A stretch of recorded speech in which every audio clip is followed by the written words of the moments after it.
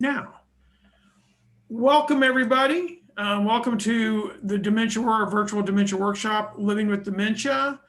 We host this Assisting Hands, and Brookdale are kind of co-hosting this. I'm Eric Rohr. I'm the owner of Assisting Hands, serving Richmond.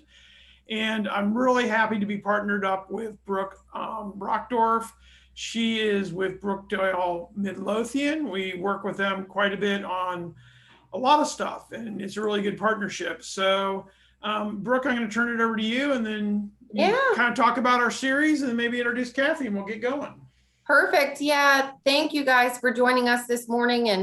And like Eric said, it's a great partnership that we've developed in these workshops, and we obviously wouldn't be able to do it without Cathy. So thank you very much to Cathy. But it's a way for us to really be a resource to the community, both senior living professionals as well as family members and loved ones, caregivers, social workers that may already know that they are caring for loved ones with dementia. They may be in the unsure stages, not sure what's really going on. And we kind of cover all of that between early warning signs, living with dementia. And as we go through the list, you can see it kind of builds on itself each month.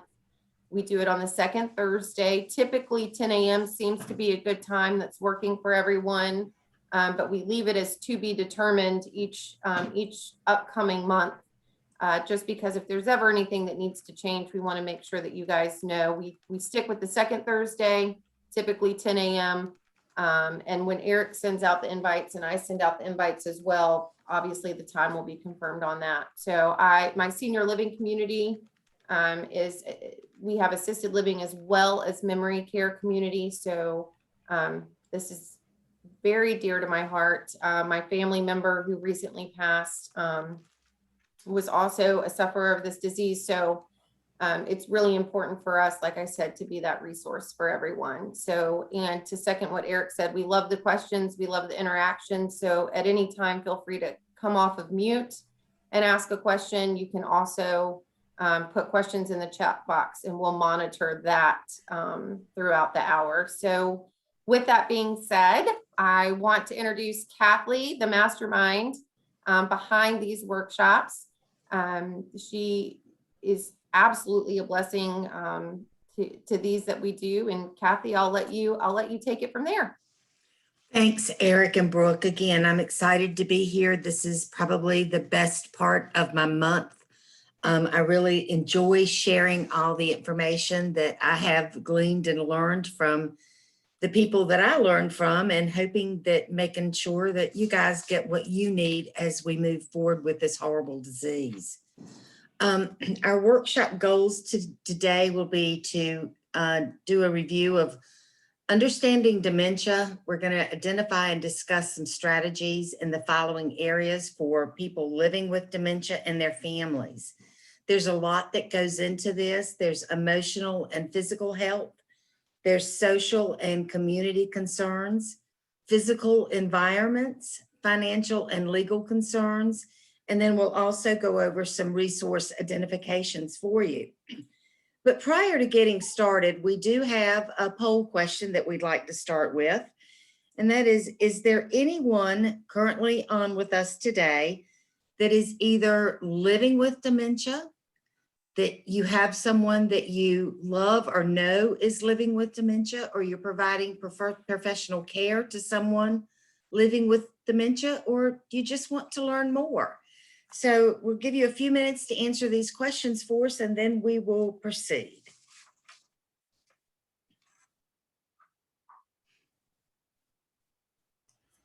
Just give it a few more seconds. Looks like it's pretty evenly split.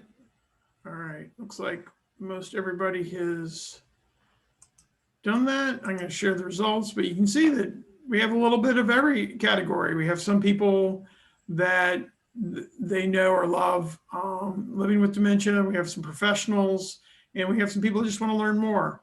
And I'll say this right now, that my sister, who's just a couple years older than me, has early onset dementia. And I really wish I knew about these workshops that that we've now developed, several years before. My parents and I talk about that quite a bit. And so I really applaud people just wanting to learn more, because I think this is something that's going to impact all of our lives at some point, directly or indirectly. So. Okay. All right. Well, let's get started this morning with an overview of what is dementia. Dementia is the umbrella term for a person's decline in memory and other cognitive abilities that is severe enough to interfere with their daily life. It is not normal part of aging. It's estimated that approximately right now there's over 50 million people with 5 million in the United States living with dementia. This number will almost double every 20 years, reaching 75 million in 2030 and 135 million in 2050. And believe me, it would not surprise me to see these numbers escalate, as every single day they are coming up with a new, different type of dementia or dementia symptom. There are 4 truths about dementia, and that is at least 2 parts of the brain are dying. It keeps changing and getting worse, so that makes it progressive. It is not curable, it's not fixable, it's definitely chronic, and it can result in death, so it's terminal. Now, your loved one may have some underlying health issues that would bring death a lot quicker, but even if they don't, dementia will eventually terminate their lives. There are 4 types of dementia that we typically see, and that's Alzheimer's being number 1, Lewy body dementia being number 2, vascular dementia, and then frontotemporal dementia. There are a lot of causes and risk factors that can go into dementia.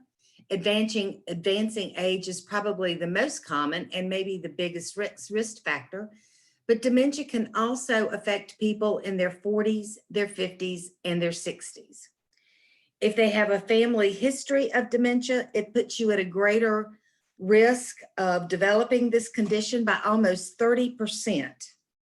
Genetics play a big factor. The risk of developing dementia is related to a combination of both genetic and lifestyle and environment. And then you've got other risk factors in brain health, which could be alcoholism, drug addiction, diabetes, and even other types of chronic ailments. But we also have the common symptoms of dementia that people really gravitate towards. That's going to be your memory loss that disrupts your daily life. Challenges in planning or solving problems can be an issue. Difficulty in completing familiar tasks, confusion with time or place, trouble understanding visual images and spatial relationships, new problems with words in speaking or in writing, misplacing things and losing the ability to retrace your steps, decreased or poor judgment, withdrawal from work or social activities, and changes in mood and personality. But one thing that I ask everybody to remember is that no one symptom means you have dementia. Having 3 of these symptoms doesn't mean you have dementia, but it's when they all take on a life of themselves and all of these symptoms are affecting your daily life. That's when you really need to start to be concerned and look at other options. So your loved one has been diagnosed with dementia. What is next? There are a plethora of questions that are going through everybody's mind. It could be, why am I so sad? How will my family react when I tell them? Who should I tell and when should I tell them? Should I get a second opinion? Am I going to be able to live at home? Am I going to have to move? Can I still drive? Can I travel? How are strangers going to react when they meet me? Do I need to take medications? Why am I so angry all of the time? And a real big thing is, how will it feel to forget who people are? And then lastly, how in the world can we afford this? So when you're taking a moment, it's easy for us to organize our thoughts and develop a plan. For someone living with dementia, that is not so easy. So we need to take a look at several different things. The first one is going to be their emotional and physical health. Do they need to take medications? Why are they so sad? Why are they so angry? Should there be a second opinion? And will I be anxious? And the answers to all of these questions is probably yes. And then you have your social and your community considerations. When should we tell and who should we tell? How will my friends react? How will my family react? Will I understand? How will I communicate? How will it feel to forget who people are? How should we tell people in general? And then you've got your physical environments. Is it safe to stay in my own home? Can I still travel? Do we have to move? What about driving? And are we going to need extra help with care? And then finally, your financial and legal concerns. Do I need a power of attorney? What resources are really available to me? Should I change my will? And lastly, can we afford this? Someone recently diagnosed with dementia is likely to experience a range of emotions that could include grief, loss, anger, shock, fear, disbelief, and believe it or not, even relief. It's very common to occasionally experience emotional distress. Anger is a big one. It's a response to feeling frightened, frustrated, embarrassed, and sometimes even humiliated. Then you've got your depression with your dementia. It's the changes in moods, delusions, agitation, anxiety. Then when you get into the anxiety, it's the difficulty in processing information and experiences, processing new places and faces. Memories of familiar places and faces will start to fade away and you just can't find them again. There's also mood swings that you're frustrated by a loss of abilities, being scared or confused, tired. Mood swings could also occur because someone is in pain. They're too hot, they're too cold, they're hungry, or they're bored. Some people will experience a positive reaction when they receive the diagnosis of dementia because they're probably relieved to know what is going wrong and glad to be able to plan ahead and make things right. When you're dealing with the feelings of demotion, of dementia, please accept your feelings. Work through the bad ones to get through the good ones. And you're going to have both, probably experience both at the same time. Pay attention to your feelings and talk them out. Just don't sit silent with them. Do things you enjoy. Still continue to connect with others. Express your emotions with people you trust, using humor, music, massage, writing, gardening, exercise. And support groups of people with memory loss are also really good things to do. And focus on strengths. That's the big thing. Ask for help when you need it. Living with dementia will affect a person's thoughts, feelings, and responses. It's very, very important to recognize and respond to these emotional needs. So when we're looking for strategies for successful coping with these emotional feelings, one of the first things you want to do is to put fewer demands on your recent memory. Try memory aid suggestions and checklists. We have a lot of clients right now that are using Alexa to set up reminders. It's really good for their family members living with dementia. It's loud, it prompts, and it's easy to change when you need. A lot of folks are also using large calendars to either mark off the days or highlight specific days that they really need to remember to do things. And then using a bulletin board where you can also post activities, you can post pictures, anything that will help them remember what is going on. You might also want to keep a notebook to contain important information. Journal your thoughts or ideas that you always want to hold on to. Do activities that you enjoy at the time of the day you feel best.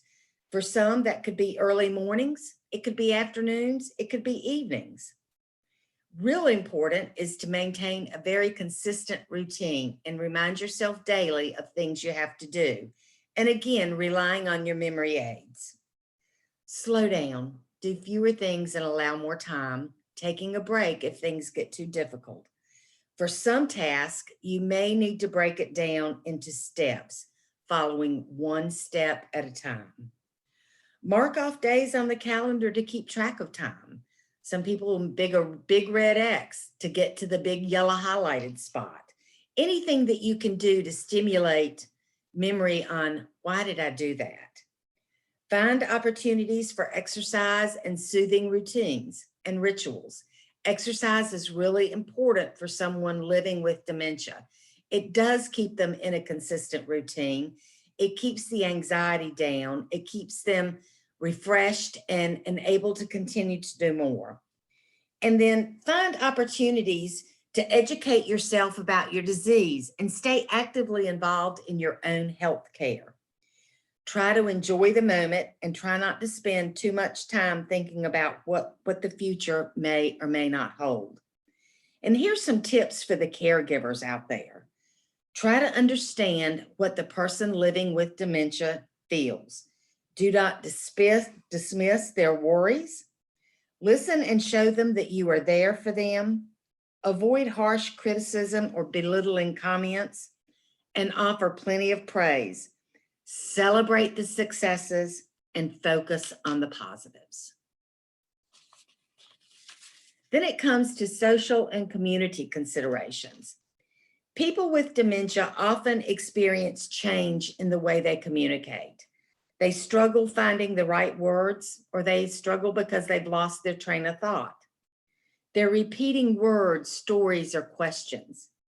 They're getting their words confused or somehow out of order, and their problems understanding what somebody is saying. So sometimes use of body language and behaviors to communicate, such as gestures, eye contact, and facial expressions, are going to be more of what you see than what you hear. So slow down and take your time when you're trying to find new ways to communicate. It typically takes about 30 seconds for someone living with dementia to formulate their thoughts and formulate their responses. And I know 30 seconds doesn't sound like a long time, but if you're holding your breath and you're looking at your watch, it can be excruciating time lapse. You also want to find a very quiet place and limit or avoid any distractions that are out there. Keep them focused on you and the conversation that you are trying to have with them. It's also okay for the person living with dementia to tell people you're having difficulty concentrating, remembering, and understanding. You may have to come back to it later when things in the environment are a little bit different. Or try describing when you can't name something. And again, carry a small notebook to write things down so that you will have a little easier time of remembering. And here's some communication tips for the caregivers when it comes to social and community considerations. Use simple words and sentences and be aware of the tone that you adopt. Your body language carries a huge weight to the person living with dementia. Maintain eye contact. This again helps the person focus on you and the conversation that the two of you are trying to have. Listen to the person, give them plenty of time, remove their distractions and background noises, and try to work out the meanings of the things they're trying to convey. The message may be about how they're feeling and not just about facts. And avoid asking too many direct questions. Try to ask questions with yes or no answers, or give them options. Do you want this or do you want that? Discovering that you have dementia can be difficult news for anyone to take in, and the prospect of breaking the news to family and friends may seem like a very daunting task. However, the sooner you tell those closest to you what's going on, the sooner you can start to get the support you need to continue living well. Many people with dementia wrestle with who to tell and when to tell. Everyday people still fear and suffer from ignorance and prejudice that makes talking about their conditions very difficult. So who do you tell? Telling immediate family is often the first, easiest, and most necessary step. Close relatives usually already know that there's something going on with you. Tell people you know well and that you trust, and people that you love. These could be your spouse and your children or other close relatives. People to whom you are responsible, your boss, your spouse, your children, your grandchildren, your next door neighbor. People from whom you may need assistance. Those again would be neighbors and friends. People who need to know for safety reasons. That could be your public safety officers that are in your community. It could be the fire department, police department. It could be just a social worker at the social services department. And then again, anybody that you just want to tell. And then when do you tell? When it feels right to you. There is no right or wrong time. But again, the sooner you get these conversations over, the better off you'll be. You'll also know when they need to know. And that's another good time to start these conversations. When you need help or assistance from someone, when it helps to explain what's going on with you, just start by asking if they will do you a favor and just listen. Try not to help me, just listen to what I'm saying to you. And then when planning or making decisions about your future, we all need that kind of help, regardless of whether or not we have dementia.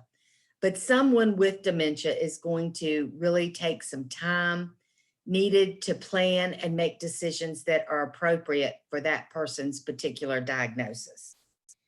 And when you're alone with the person that you really want to tell and you feel very comfortable, that's when you get it out. The decision to reveal your diagnosis to a wider circle than close family and friends often comes sometimes months or even years later after memory and other cognitive problems become apparent. Chances are they've already noticed the changes and they just don't want to ask you about them, but they'll be more than welcome to listen and help you as time goes by.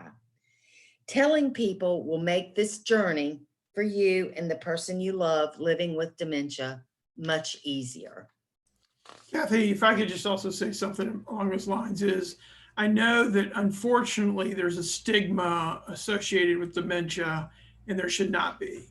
And I just feel like, talking about it is better than hiding it, because the more you hide it, the more I think you're ashamed of it or you're feeling shame around it. And as Cathy highlighted at the very beginning of the presentation, this is becoming a more and more prevalent diagnosis and issue in our society. And so more and more people are going to deal with it. I think the more and more we're open about it with our conversations and talk about it, I think the better we're all going to be. And I think it's, on balance, mental health issues are being more widely discussed and not taboo to discuss. I put dementia in that category, that we need to talk about it, not be afraid of it. It's nobody's fault, right? This isn't something we should be ashamed of. It's just like any other thing.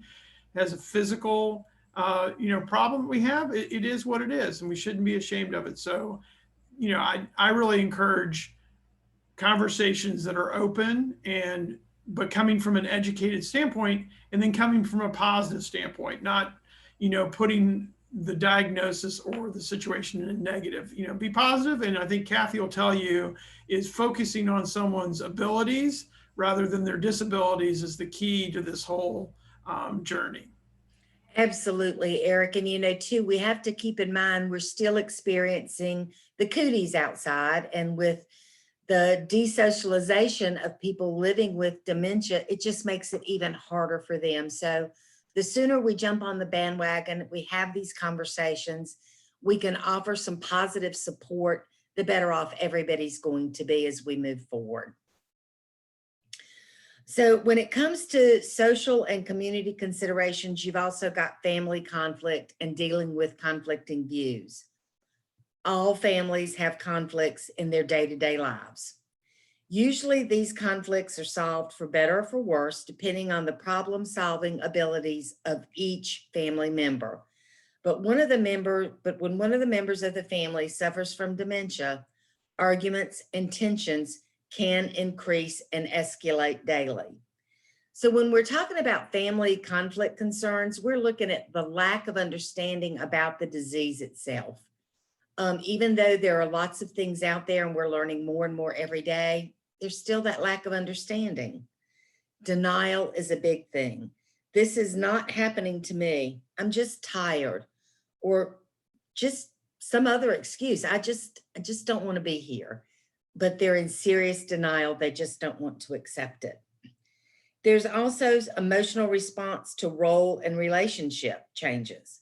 And this creates uncertainty in the family model. Lack of awareness and how much help is truly needed. Well, it's very hard to tell how much the disease will progress and not how much help will be needed. Some people can live with very mild to moderate symptoms of dementia for 6, 7, 10 years.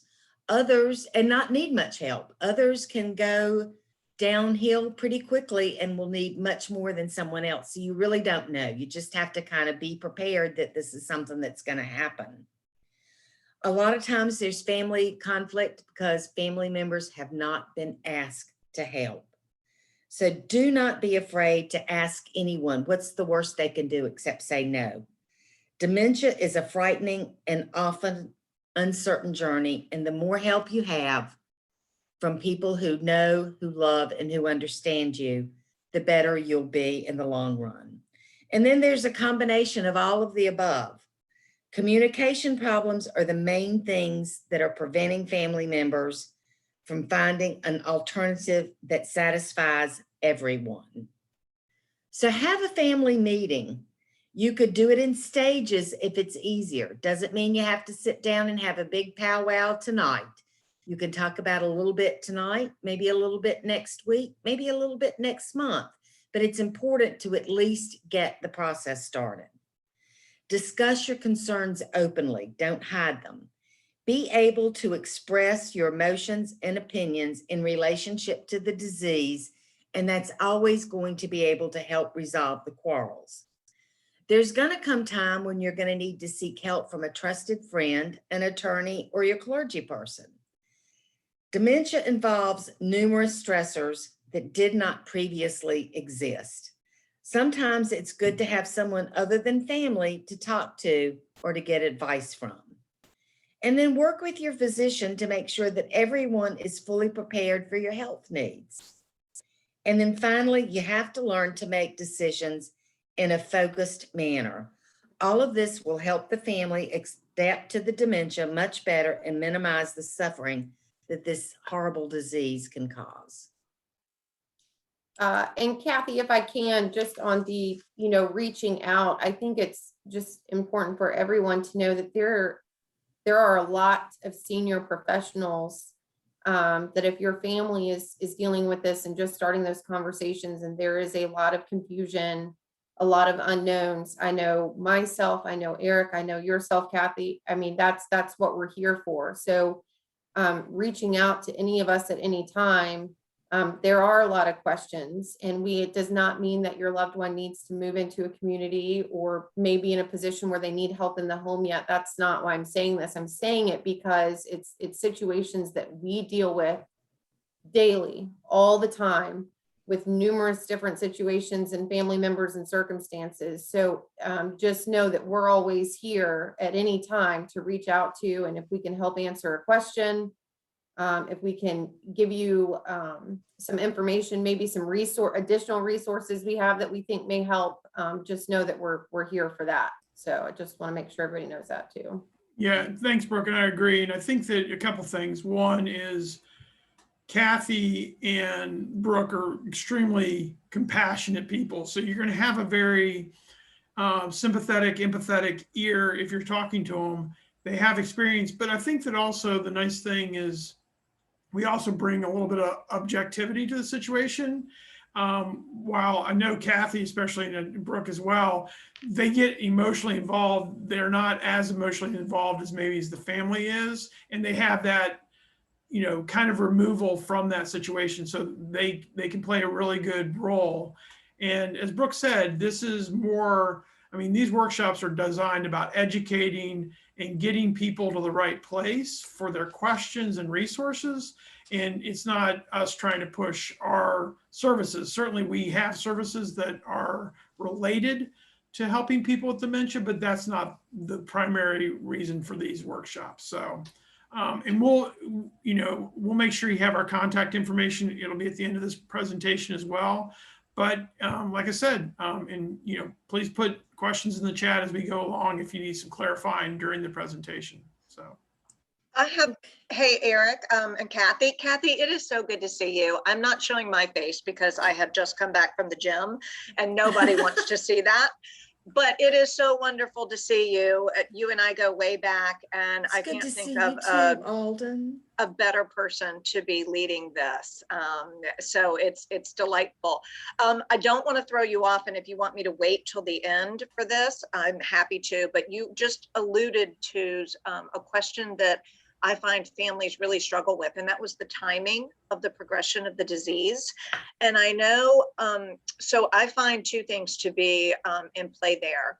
Oftentimes, families who receive a diagnosis of dementia, they just kind of have the carte blanche dementia diagnosis, not a specific type of dementia.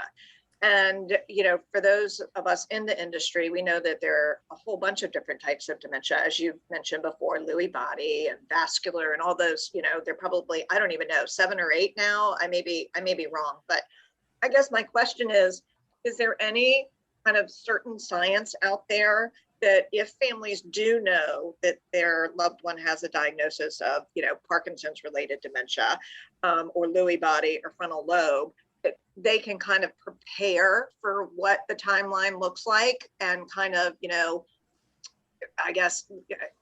I think people can maintain for a long time, as you mentioned, with some types of dementia, but then there are vast dips with others. And so are there resources that can help families plan based on what type of dementia they think that their loved one has? I think that there are, Alden. What it boils down to, though, is a lot of people, when they get this diagnosis, whether it be because of their uninformed status or their age, they don't want to take the final necessary steps like getting MRIs or PET scans or things like that to really see what type of dementia that they are dealing with. And unfortunately, too, there's a lot of general practitioners out there that don't understand either. So my recommendation is if you get a diagnosis of dementia and it's unspecified, that you might want to take it to the next level and see a neurologist or a neuropsychiatrist. They can do those extra tests. They can probably pinpoint exactly what you're dealing with. That'll give you a little more of an idea of how it's going to progress and how quickly. But a lot of people, again, they just choose not to do it. They've gotten a generic dementia diagnosis. They've settled in with, okay, this is what we're dealing with, and they're not willing to go any further. And then there's other families that want to pursue it as far as they can. So I think it's just personal choice, but there are options out there. All right. Thank you so much. You're welcome. Thank you, Alden, for joining us. And just a quick shout out for Alden. She was extremely valuable and indispensable in helping my family with my sister and getting her placed. And so thank you, Alden, as always. And Alden, that's what she does. She helps people and find the right place for their loved ones who need care beyond their home. So anyway, I'll give a shout out to Alden. She's a special person in the Rohr family. So you're very sweet. Thank you. Love you guys. She's special in the Hamlin family too. Alden and I do go way back, and you have helped quite a few of my clients getting through their journey, and I truly appreciate your support. Oh, thank you all. All right. So let's go on with some of the other things that we need to look at. It's making decisions such as a family, and now the decision is made, what now? So you're probably going to need to identify a family member that can assist you with all of your decision makings. And keep in mind, it might not necessarily be your spouse. It might be an adult child. It might be an adult grandchild, but somebody who you can be comfortable talking to, who you trust completely, that would be your go-to guy. You're also going to need to be able to advise the family of what's needed, and instead of assuming that they know, because we don't know that much about dementia. We're learning more and more, but just because what I need today is not necessarily going to be what I need tomorrow, and what I need today is not necessarily what the person sitting next to me needs. It's also very important to stay in touch, hold family meetings on a regular basis, recognize the differences from day to day in what you're seeing in mental and physical capabilities. Be willing to share the responsibilities amongst all family and friend, and continue to communicate feelings and tensions. You want to allow yourself to accept help from others. It's not easy for most of us to say, I need help, but it's certainly not something that is demeaning or going to make it seem like you just can't control anything. Focus on what you can do today, not what you could do yesterday, not what is lost, but focus on what has been found. Learn as much as you can about your dementia. Work with those you trust to identify where you think you need assistance today and ongoing, and share those feelings about how it feels to accept help. Remember to thank those who support you. Your family members are always going to be there for you, no matter how gruff, how sweet, how nice, or how indifferent they seem. They will be there to support you as long as you let them. And it may help to know that all of the changes that we've talked about previously are part of the disease. Don't take them personally. You're going to have really good days. You're going to have really bad days. And then you'll have those that are just in between. Everyone experiences this disease differently. That's why there's so many different types out there. And while there is a lot of misunderstanding about what goes on, everybody thinks it's all rolled into a measles or a mumps, and it's not. Brain change is very, very different for everybody. You're going to want to try different ideas for coping. That could be walking away and regrouping, asking for help, could be maintaining a routine exercise schedule, and tell, don't ask. Those are some of the things that you need to do there. Recognize that some ideas are going to work while others may not. And always know that you are not alone. There are over 5 million Americans today that have dementia. People who understand what you're going through and can help you and your family. And there's other things out there. There's dementia cafes that go on. There's support groups. Alzheimer's has a good respite program for somebody who just needs to get away and to regroup themselves before they can help their loved ones. Hey, Cathy, real quick, just to clarify on your tell versus ask comment, which one do you want to do? If you're trying different ideas for coping, you're going to want to tell somebody to try this. Don't ask, but don't be bullying. Just say, Yeah. why don't we give this a try? Yeah. Thanks for clarifying. Yep. You want to keep any open-ended conversations down to a very minimum. Yep. So now it comes to dealing with physical environment considerations and playing it safe with your medications and playing it safe with living arrangements. It can be very difficult to remember important things like taking your medications. Using a pill organizer that the care partner can fill for you once a week and provide reminders can help. We also know that there are several pharmacies out there that will coordinate all of your prescriptions. They'll verify all of your medication capabilities and compatibilities. They'll do easy refills, and they'll keep it in a little blister pack. So all you have to do is open one pack and there's all of your medicines for that particular setting. It may be that you have 5 for breakfast, none for lunch, 6 or 7 for supper, but they can segregate all of those so that you're not missing any of your dosages.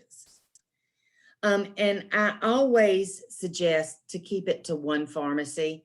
You know, they used to tout years ago that pharmacies kept up with everybody's medications and that there was a little pharmacy bank you could go to and you could see who was giving what. But now that people are not always telling one doctor what another doctor gave them, now you're getting them from multiple physicians, multiple pharmacies. That could be a real hazard. So try to use one pharmacy. They can keep up with everything. Keep an up-to-date list of all the medications in an easy to find place. Make sure it has the name of everything that your loved one takes. And this includes prescriptions, vitamins, herbals, and supplements. You should also have the dose for each one and how and when to take it, and use the right amount and take it on time. And again, predictable routines will help with this. When you're thinking about your living arrangements, in the early stages of the disease, many people can live alone by creating a dementia-friendly home environment. You can buy many products and gadgets that are necessary for home safety in many different types of stores. Paying attention to safety can help maintain their independence. An open plan layout with navigating, incorporating handrails, well-sit lighting areas, walk-in showers. Also make sure the kitchen is safe, keep stairs clear of clutter, and make sure that your carpet is in good shape, that it's not slick, which would promote falls. Alarms, sensors, and detectors for falls, nighttime and bathroom activities and exits. So you might want to consider putting alarms on doors and windows. You might want to consider putting night lights down the hallway to get to the bathroom. GPS to provide additional security when you're out of the home. Some GPSs can offer fall detection. They can offer position location if they're wandering. And actually, we have one of those here at Assisting Hands. It's called Help Alert. It mimics the Lifeline support group. There's several others out there, and it's just personal preference is what you'd like to use. And then there's going to come a point in time that the realization that it's no longer safe living at home and that that's not going to be an ongoing option. And that's when you can either go to places like Brookdale with Brooke. She can help you there. If you really think that they could be at home, but they need some additional assistance there, Assisting Hands is willing to help. But if you're having trouble with anything, please just keep in mind, conversation, polite, conversation, polite, conversation, polite. Then there also comes up to, is it safe to drive or not to drive? And when is it time to reevaluate driving? Now we'll cover this topic in larger detail further down into our series. But when it comes time to drive, driving should be a part of your safety discussion. And even in the early stages, driving can be affected. You've got your visual and your spatial relationships that can be a factor with poor driving. Discuss it openly with family and trusted friends, and make a plan for good transportation options so you can remain active when driving is no longer safe. That could be setting up an Uber account, setting up a taxi account. I know here in Richmond, we have the Care Van, which is fabulous. You can buy tickets and make plans to be picked up at your convenience and to be taken back home at your convenience, but it's all a part of keeping you active and safe. Some of the things to look for when you're talking about driving are incorrect signaling, whether or not they're confusing the brake and the gas pedals, driving at inappropriate speeds that could be incredibly slow or too fast. Running up on curbs when you're trying to go turn around the corner, or hitting curbs when you're pulling into a parking spot, getting lost in familiar places, driving on the wrong side of the road, failing to stop at red lights and at stop signs.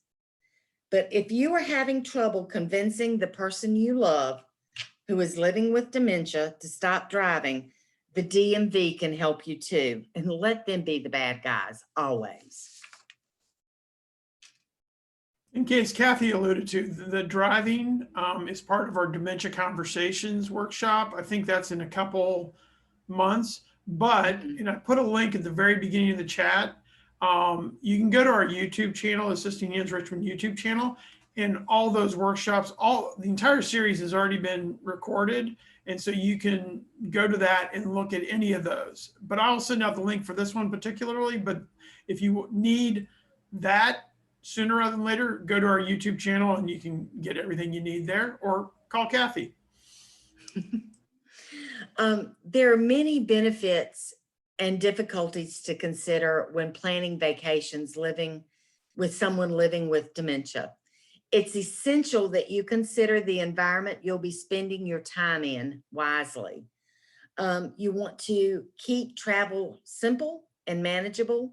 Consider short trips and avoid multiple stops.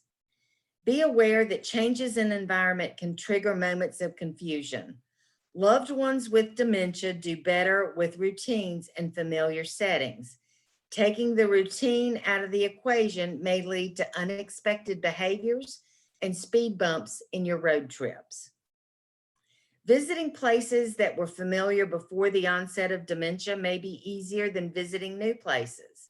It gives you the opportunity to reminisce and share your stories. Evaluate best options for the mode of travel.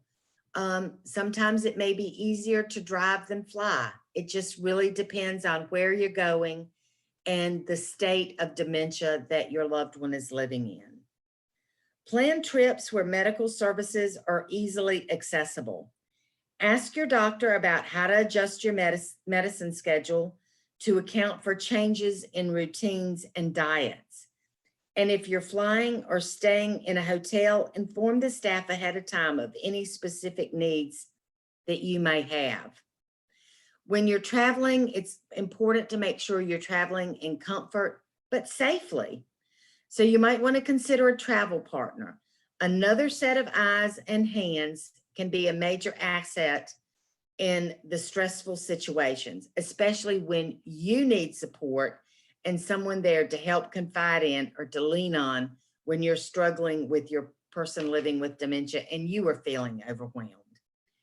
Travel during the best time of the day when you feel the best. And again, this is just like anything else you do. If you feel better early mornings, start out then. If you feel better waiting in the afternoon or early evenings, it's whatever is best for you and the person that you are there to support. Allow plenty of time for rest and don't overschedule your visits. Have a backup plan. If you get somewhere and it's obvious that this is not where you need to be, step back and punt. I'm sure there are other options out there close to where you are that could help you to back up, regroup, and come back again. You want to create an itinerary and make sure that you have plenty of copies with you, and make sure that your family members and best friends have copies. That way they'll be there to support you if you have a need. You also want to keep a bag of essentials containing medications, comfortable clothes, water, snack, and activities with you at all times. Pack necessary paperwork, including medical information and emergency contacts. You might want to travel with a family photo or two, or have a keepsake that you can place in your loved one's rooms that they can hold on to and reminisce with. Pack familiar blankets, PJs, slippers, and pack the pillow that they normally sleep with. All of these will help with your travel plans.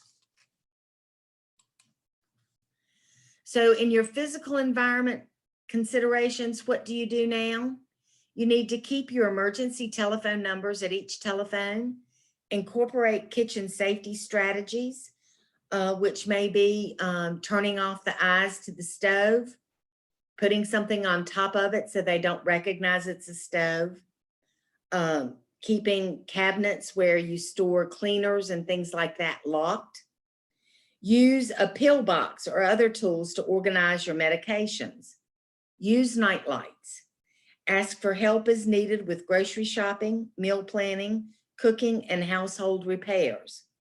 Don't be afraid to ask family, friends, and your physicians for advice about when to stop doing things you like to do especially driving. Then there's also financial and legal considerations that come into play with this horrible disease. Medical research has confirmed of all the symptoms, one of the first things people have trouble with in the early stages of dementia is managing their finances. This means somebody can make really expensive mistakes before anybody else realizes there's a problem. They could be disorganized, which is causing issues. They're misplacing things, difficulty by planning shopping trips, losing track of directions and times, late bill payments. How many times have you secretly gone over to your mom or dad's desk and saw a late bill notice because they forgot to pay it? These can lead to issues with financial concerns. There also could be impulsive large purchases and online shopping and not remembering that they did it. So you need to monitor their spending habits, both online and offline. And it's really easy for someone living with dementia to fall victim to a scam with identity theft, people gaining access to financial records. False insurance policies and investment schemes are also out there plaguing our elderly, especially those with dementia. Make your wishes known with financial durable power of attorney, medical durable power of attorney, living wills, last will and testaments, and do not resuscitate or DNR orders. And again, all of these we go into in much more detail in some of our later workshops.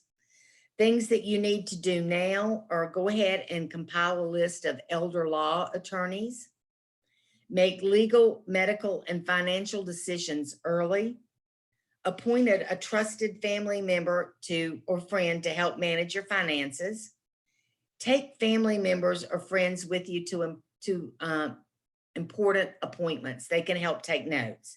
If you're meeting with a legal and/or a financial professional, write a list of questions to ask when you sit down with them.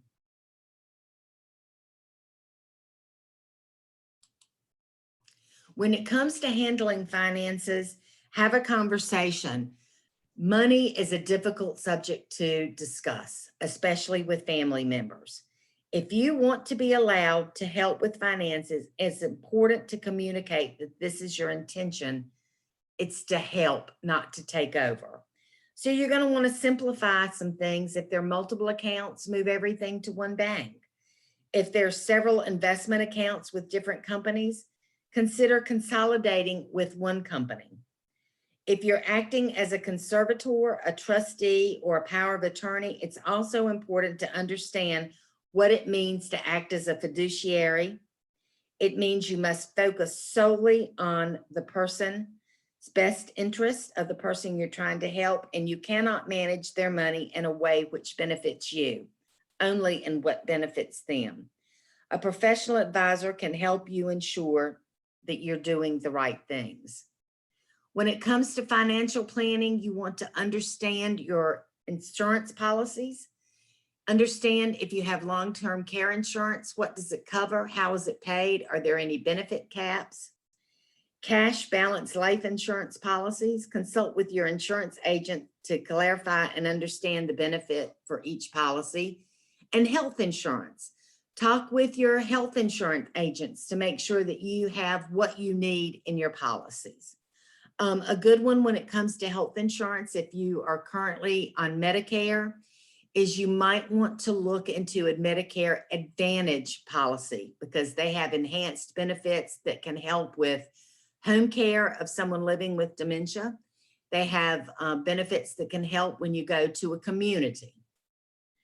There's also retirement benefits that you need to look at. When can you access your retirement plans? Is it at a specific age? Does it come with an illness or disability? Are there penalties for early withdrawal?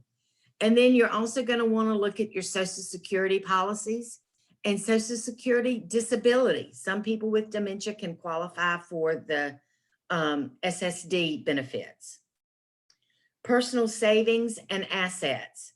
You want checking and savings account. Make sure everybody knows where they are and what is involved in managing these accounts. You want to look at home and land deeds or mortgage paperwork. Again, making sure that your person that is taking care of you has access to all of this. Titles to cars, boats, and other vehicles. And then there's other government programs that you can look at. Medicare, the regular Medicare, Medicaid. There's also auxiliary grants out there. Auxiliary grants are managed state to state, and they are a bridge for people who don't get enough out of Medicare but don't qualify for Medicaid. Stay positive. You're not alone. Be proud of yourself for having the courage to tell others about what's going on. Inform family and friends and ask for their help in telling others if you are feeling embarrassed or just don't really know how to do it. Tell people you sometimes are having difficulties concentrating and remembering. There's no shame in that. People really want to help. They're not going to belittle you for having these problems. Tell people that just because you have dementia does not mean you need help with everything today.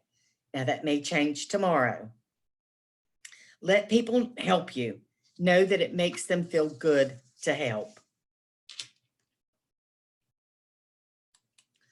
And then we have some resources for you. First and foremost is Teepa Snow. She is my mentor. She's a world-renowned occupational therapist from my hometown in Eflin, North Carolina. She has done wonders with dementia. She also has free resources to the general public. She does a blog Monday through Friday on Facebook Live, every morning at 8 o'clock and every afternoon at 5 o'clock. Great information there. She also puts a lot of things on her website with free resources for people and families living with dementia. We also rely a little bit on AARP of Virginia. They have a lot of resources available if you're members of AARP, and you're certainly welcome to reach out to them. The Virginia Department for Aging and Rehabilitative Services, or DARS as it's known, is also a good resource for you. George Worthington is the head there. He's your contact, and he is a great person. He maintains an open door policy. If you happen to leave him a voicemail, I can assure you he will return the call within 24 hours. The Alzheimer's Association of Greater Richmond, Marie Calindo, who is their executive director, also has an open door policy. And again, Alzheimer's has some good resources, including respite grants for people who just need a little bit of assistance to clear their heads and to get away. And then you have both, you have both Assisting Hands Home Care here in Richmond. We're willing to help you with answering questions. We'll come out and do a home assessment. We'll just be a resource. Even if you're not ready for our services, we want to help. Brooke at Brookdale Midlothian, the same thing. You might not be ready for her community, but she can help guide you through the path of this disease until you are ready. So we're between Brooke and Eric and I, we're here for you, and we try to answer the phones pretty substantially, and we'll do a good job for you. What in the world? Sorry, folks, I've got a very sensitive mouse. Okay, now we've got time for another poll question. And Eric, something has happened here to my presentation. If you could put the poll questions up. If anybody would be interested in learning more about in-home dementia support or care or memory care support, that we'd certainly like to be a resource for you as well. So if anybody's interested, please let us know.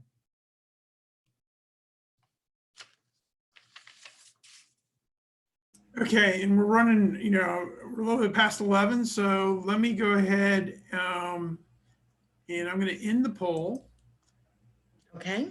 And then we just wanted to highlight our next workshop will be Thursday, May 13th, most likely at 10 a.m. We'll start probably sending out emails and other forms of communication about that in a week or so. Since you all registered for this, you'll automatically be included on my email distribution.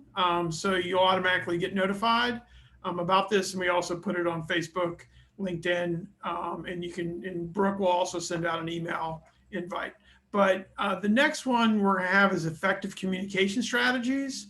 And so this is going to be learning to decode the verbal and behavioral messages delivered by someone with dementia, and then identifying strategies to help you connect and communicate at each stage of the disease. And I think that's kind of, we've kind of put these in order that it kind of helps people as they kind of lean into this disease and kind of what it means for them and their families. So it's a great workshop. And then again, May 13th, most likely 10 o'clock in the morning, Eastern time. All right. Okay. And what I'm going to do, Cathy, why don't I sign off kind of for the recording, and then we'll be here for questions either in the chat or people can take themselves off mute. So let me just say thank you, everybody, for joining us today, and we'll take your questions now. Bye. Yeah.